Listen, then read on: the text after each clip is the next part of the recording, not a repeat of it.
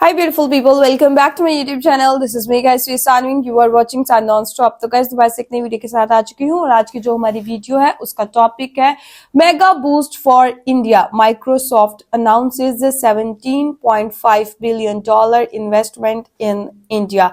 और last time हम लोगों ने जो है वो एक न्यूज सुनी थी पाकिस्तान के अंदर कि माइक्रोसॉफ्ट कंपनी ने बोला कि हम पाकिस्तान के अंदर हमारा बहुत ज्यादा नुकसान हो रहा है, तो हम जो है वो पाकिस्तान को छोड़ के जा रहे हैं.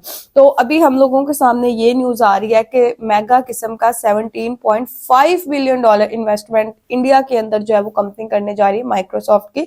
तो खैर सारी बातें वीडियो के अंदर चल के देखते हैं. इसके बारे में वीडियो के लास्ट में साथ साथ बातें करते रहेंगे. लाइक करना है, सब्सक्राइब करना है, दोस्तों के साथ आप लोगों ने इस वीडियो को जरूर शेयर करना. बिना टाइम को गया, let's start the video guys.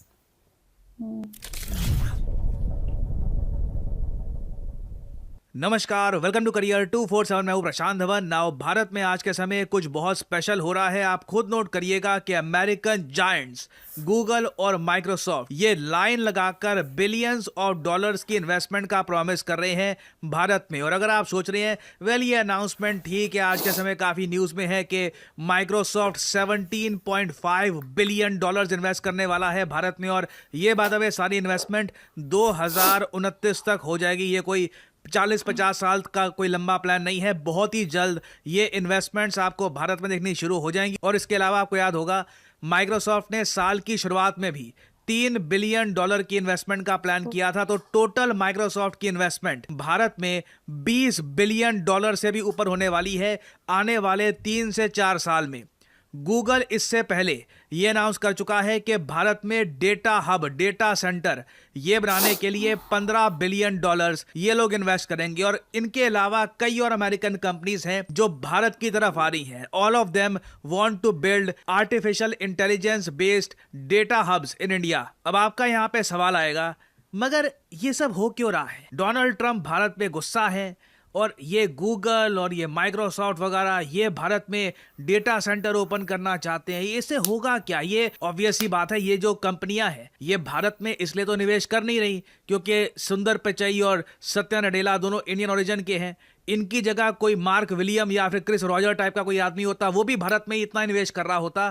क्योंकि भारत में आने वाले समय में इन कंपनियों को दिख रहे हैं कमाई के अवसर. ये बात आप जानते हैं, मैं जानता हूं.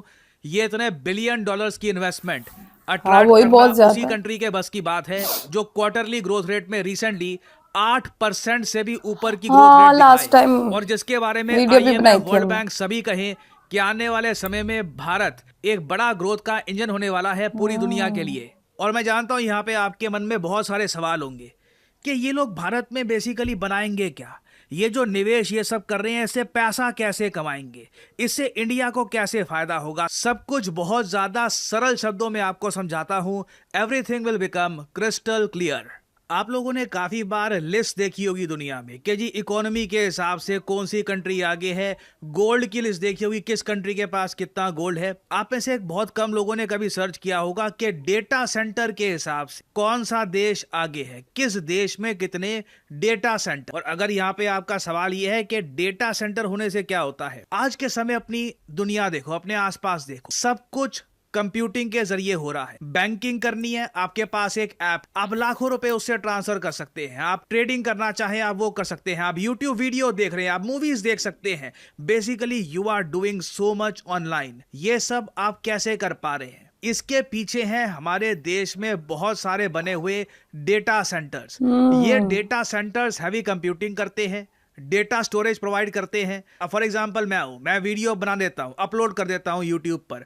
वो वीडियो कहां जा रही है, कहां पे स्टोर हो रही है? Obviously you need a data centre. और मैं तो बस एक क्रिएटर हूं. इस तरीके से पूरे भारत में कितने सारे क्रिएटर्स हैं, उन सब का डेटा, ये बस यूट्यूब का तो मैं बस एग्जांपल दे रहा हूं, और भी दुनिया भर का डेटा है. गेमिंग डेटा है, हेल्थ केयर से रिलेटेड, बिजनेस से रिलेटेड, इतना सारा डेटा है. कहां स्टोर होता है? ये स्टोर होता है डेटा सेंटर में. बेसिकली आज की दुनिया में जो आप सारे ये लुत्फ उठा रहे हैं कि आप मोबाइल फोन उठाओ, झट से कुछ ऑर्डर करो, आपके घर में डिलीवरी हो जाएगी. आप किसी दोस्त से बात कर सकते हैं जो तमिलनाडु में बैठा है या फिर आसाम में बैठा है, दोनों मिलकर गेमिंग कर सकते हैं. आप परचेजिंग कर सकते हैं अमेजॉन से, आप कुछ सेव कर सकते हो, अपलोड कर सकते हो, डाउनलोड कर सकते हो. ये सब कुछ पॉसिबल हो पाता है डेटा सेंटर्स की मदद से.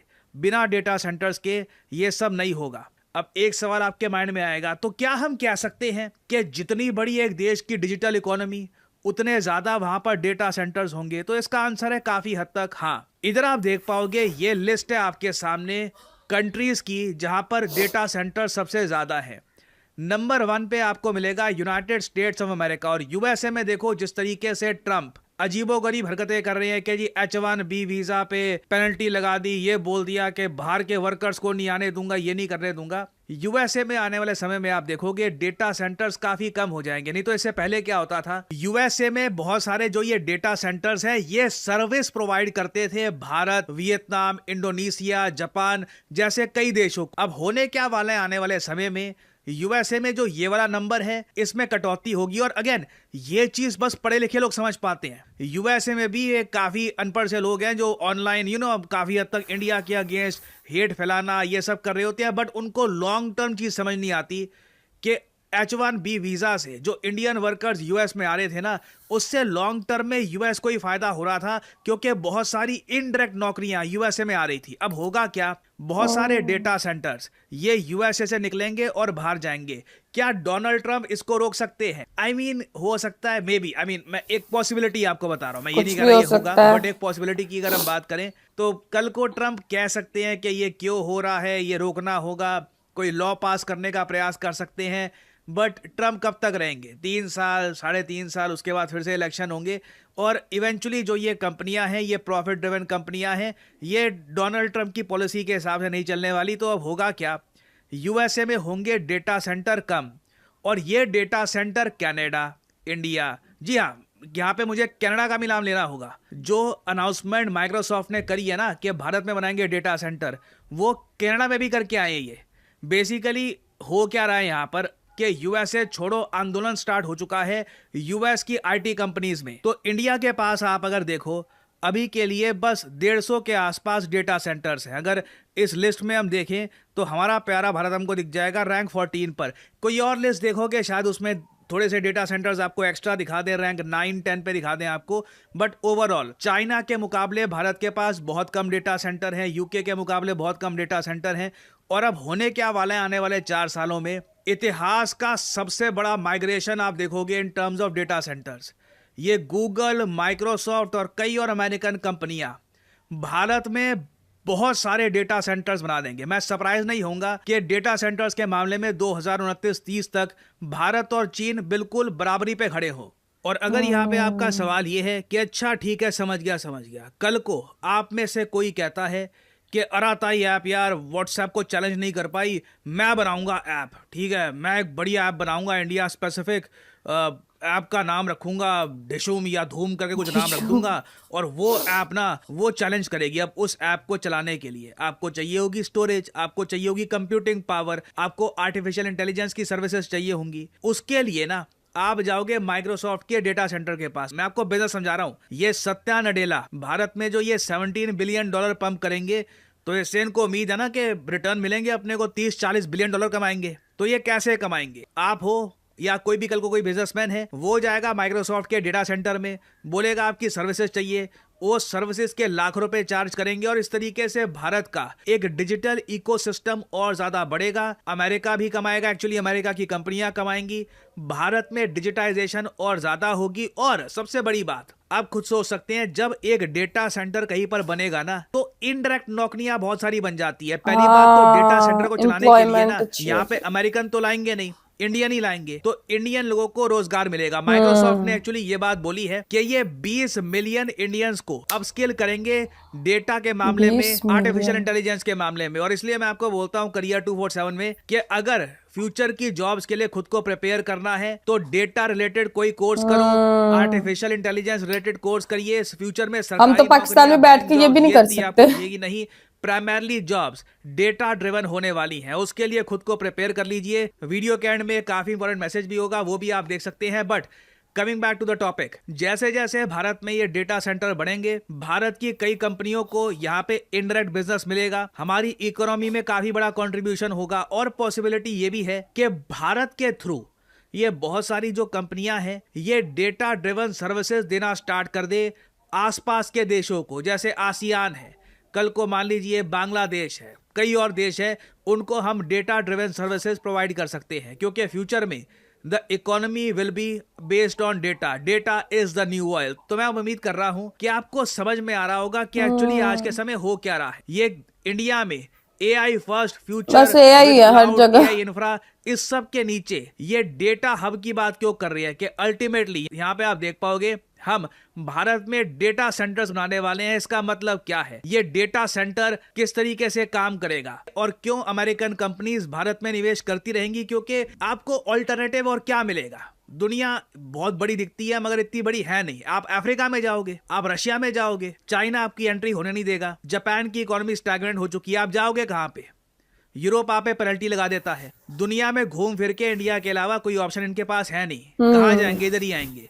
So this is a match made in heaven. उम्मीद यहाँ पर यही करते हैं कि डोनाल्ड ट्रंप कुछ यहाँ पे अपना नया कोई दिमाग लगा के कोई ऊट पटांग कानून पास करने का प्रयास ना करे इन इन्वेस्टमेंट्स को ब्लॉक करने के लिए। और वैसे आप अगर सोच कर देखो, ये जो माइक्रोसॉफ्ट, गूगल और कई जो अमेरिकन कंपनीज भारत में निवेश कर रही है ना, ये एक बड़ा मैं कहूंगा रीजन है कि इंडिया यूएस रिलेशन स्ट्रांग रहेंगे। और काफी बार ना हम लोग रशिया की तरफ देखकर सोचेंगे कि रशिया से कभी हमको ये सब नहीं मिल पाएगा। रशिया S-400 दे देगा, ब्रह्मोस दे देगा, मिसाइल की टेक्नोलॉजी हमारे साथ शेयर कर देगा, बहुत कुछ करेगा, बट रशिया से पैसा नहीं आता।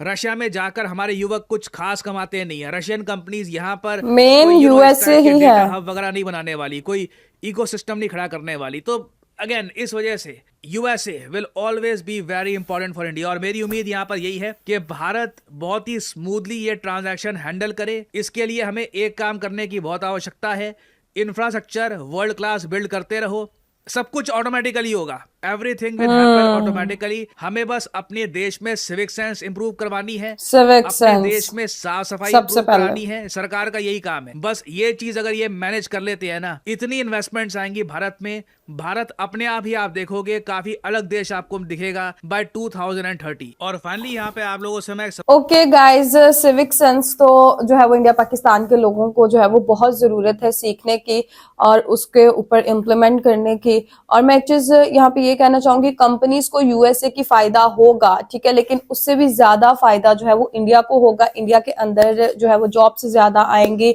और डाटा सेंटर बन रहे हैं तो आपके पास जॉब्स अच्छी होंगी। उसके बाद जो है वो आपके टेक्नोलॉजी में तो पहले ही इंडिया हमसे बहुत ज्यादा आगे है। और USA के और इंडिया के ताल्लुकात जो कि एक लंबाई टाइम हो गया खराब हो रहे थे, अब इससे जो है अगर ट्रम्प साहब कुछ अंदर नहीं करते तो उनके जो है वो ताल्लुकात बेहतर हो जाएंगे, अच्छे हो जाएंगे। और हमारे तो यहाँ से पे जो है वो माइक्रोसॉफ्ट ने बोल दिया था पिछले दिनों में कि हम यहाँ से अपनी कंपनीज उठा रहे हैं, हम यहाँ से पाकिस्तान से जा रहे हैं, बिकॉज हमें यहाँ पे कोई फायदा नहीं हो रहा।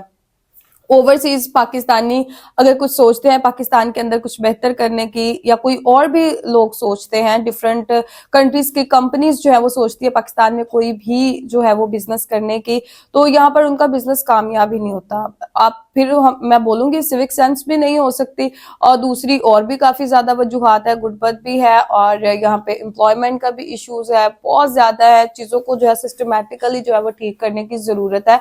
अदरवाइज जो है वो फिर हमारी नेबर कंट्री तो फायदे उठा रही है हर चीज से, फिर हम तो बस फिर देखते रह जाएंगे।